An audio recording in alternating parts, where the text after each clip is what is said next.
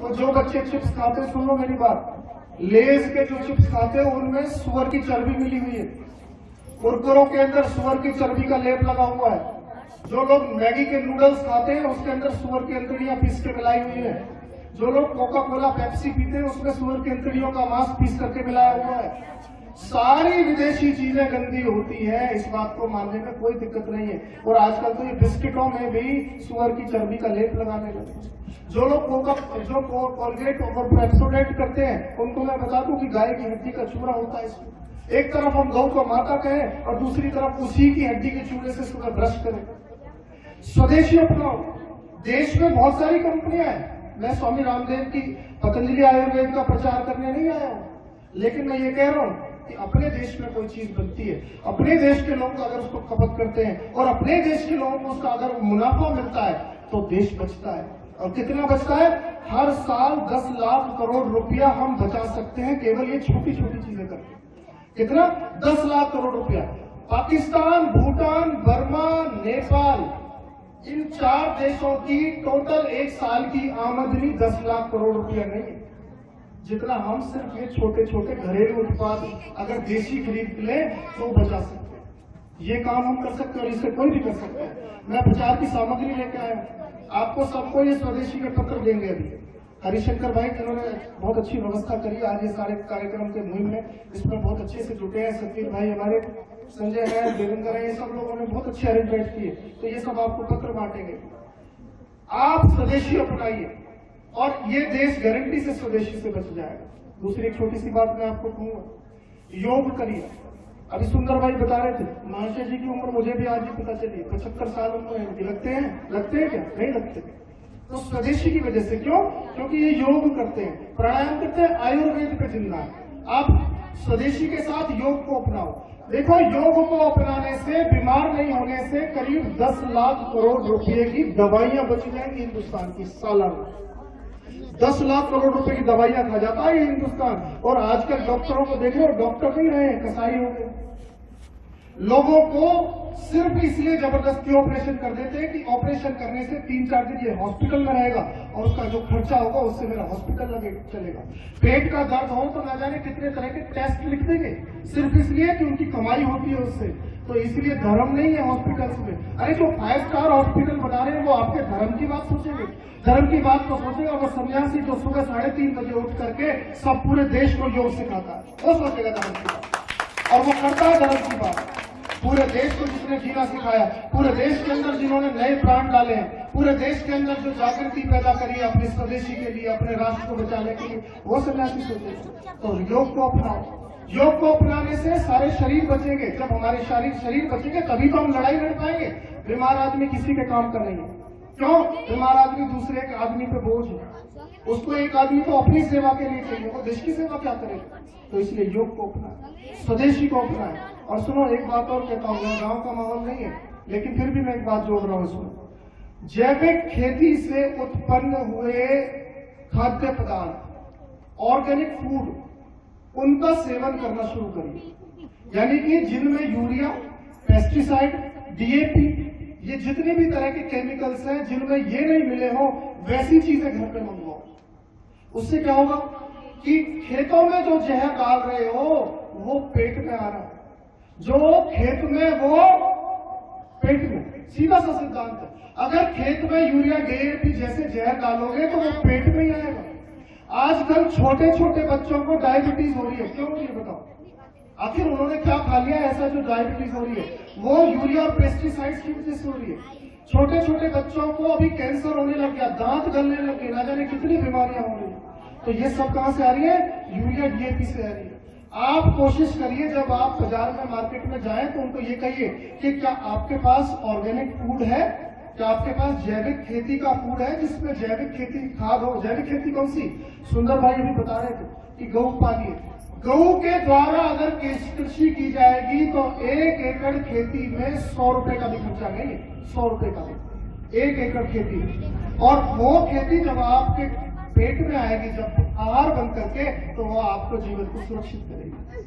तो जैविक कृषि को अपनाइए, योग को अपनाइए, स्वदेशी को अपनाइए।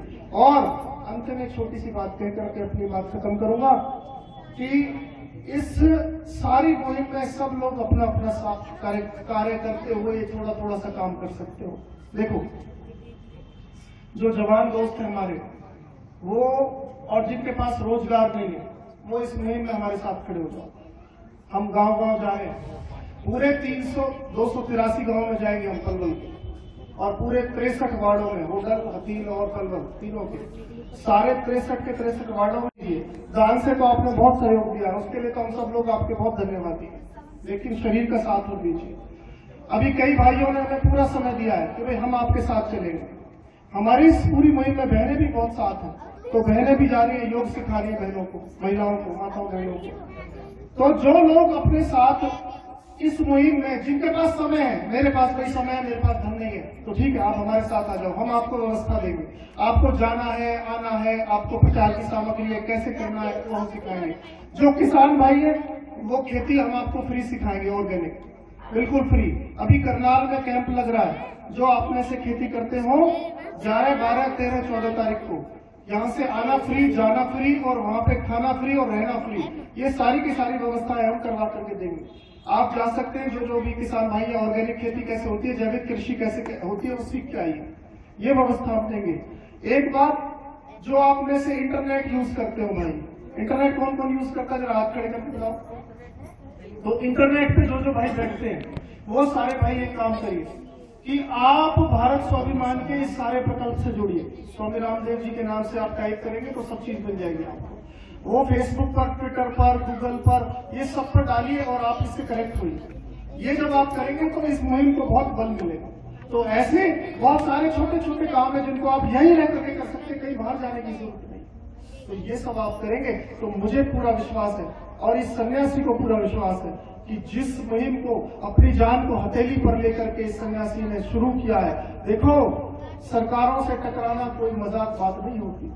किसी माई के लाल में इतना दम नहीं हुआ आज तक जो ये कह सके कि काला धन वापस लाओ।